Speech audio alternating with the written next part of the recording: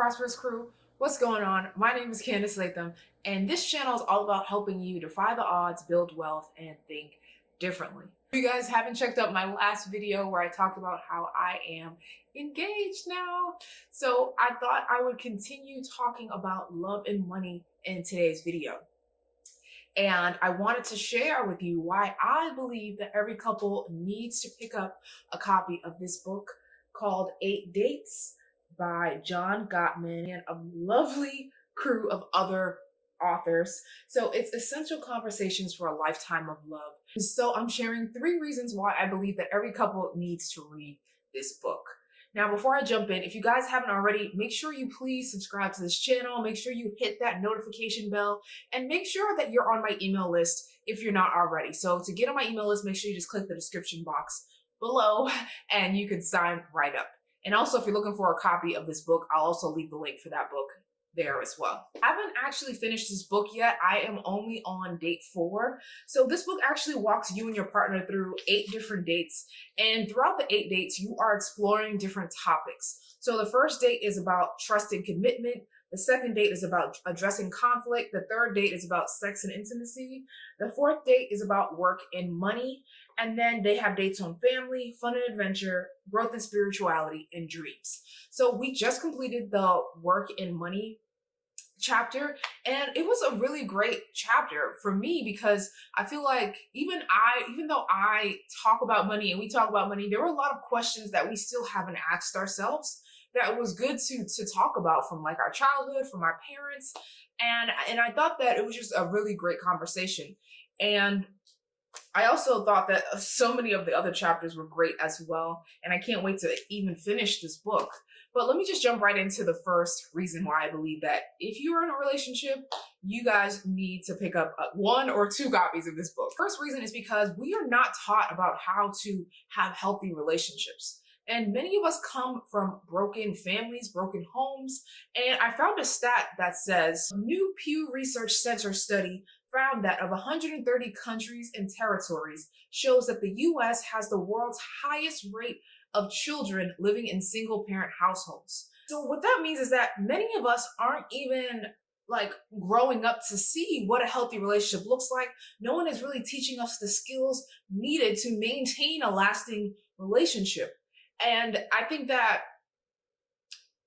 we can't just continue to just live our life and not get educated on our relationships. We live in a country where everybody is obsessed with education. You know, people are getting masters and PhDs, and you know, we're in a place where we're just continuously learning, but we have to make sure that we're also continuously learning in our relationship as well. Because if we're not learning the skills needed to maintain a healthy, loving relationship, how can we even get to being life with somebody for a lifetime, right? How can we get to that point if we're not educating ourselves on just how to make this thing work? And if you are constantly just jumping from relationship to relationship, just doing the same thing, like, you know, repeating your same mistakes, going into the relationship using your same trial and error methods that you've always used, and you're not taking the time to really like develop yourself and figure out, okay, what do I need to work on? What's not working? What is working? And how can I actually educate myself so that I can be a better person, so I can come into this relationship better, so that I can communicate better? You know, so that's why I believe it's important that we are just making sure that we're educating ourselves on our relationship, because that's a very important part of our lives. Yes, we want to make sure that, you know, other areas of our life are well as well, but like the relationship part is a big part of your life foundation. So you want to make sure that you're just maintaining that part of your relationship, like having maintenance in it, and not just going through the day-to-day motion, just expecting that everything is going to work out fine and that you don't need to work on this. This isn't something that you need to work on, because in actuality, you do need to work on your relationship. And I believe that every couple needs to pick up a copy of this book is because we need to get comfortable talking about money. I know sometimes it can be a little bit taboo.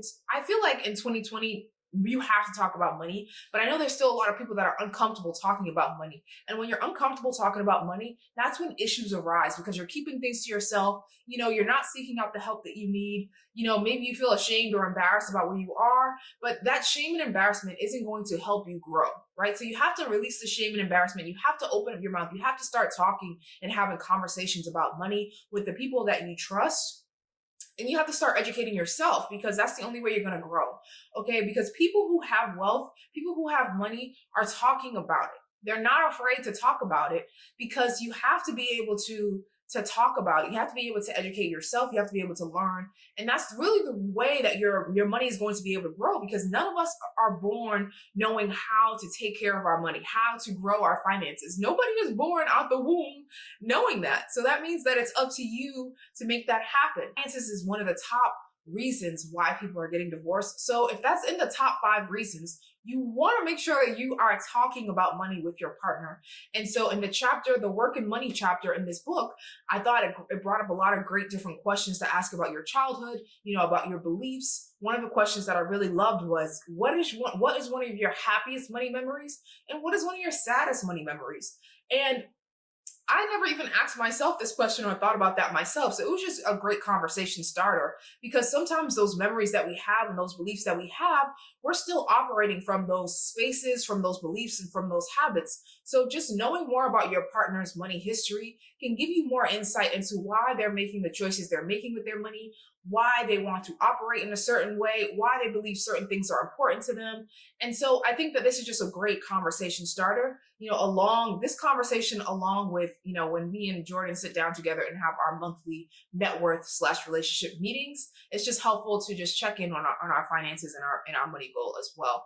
And we use our Here on Your Finances workbook to have that conversation. The third reason I believe this book is helpful and every couple needs to pick up a copy of this book is because it forces you to have conversations that you normally would not have. This book brought up so many different questions and different aspects of our lives that we wouldn't just think to ask each other, right? On a normal Tuesday morning, waking up in the morning, we're not just asking questions about trust and commitment or about, different conflict questions. And so it was just helpful to just sit down and really think about, okay, this is the healthy way to talk about, or this is learn about the healthy ways to have a conflict. Okay, here are the steps that we should do rather than just, screaming and yelling at each other and no one is getting their points heard. So I really did love this book so far. I haven't finished it yet, but so far I am loving the exercises. And it, like I said, it just forces you to have conversations you normally wouldn't have, or you wouldn't even think to ask someone. One of the biggest lessons that I have learned so far is just constantly being curious about your partner, and that we are not clones. We are not clones, and we're not going to always be on the same page about things, but that doesn't mean that you have to try to get your partner on the same page about every single thing. Sometimes you just have to put on your curious glasses and just really try to just learn about, okay, that's a very interesting perspective you brought up here. That's one way to see it. I never thought about it that way, rather than just always being so combative and just trying to get this person to see your side, and your side is the only side that should matter. Hopefully you can pick up a copy of this book. Like I said, my therapist recommended it to me, and for a long time I was dragging my feet on this too. For some reason, I didn't get a copy until like months later, but now I am happy that I finally have a copy of this book.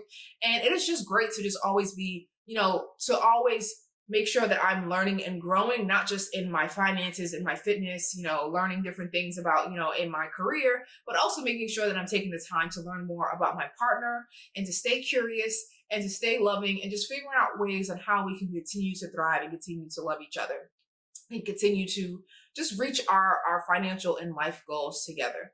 So thank you guys so much for tuning into this video. I hope that you do get a copy of this book. Again, I'm going to leave the link in the description box below if you want to pick up a copy. It is my affiliate link.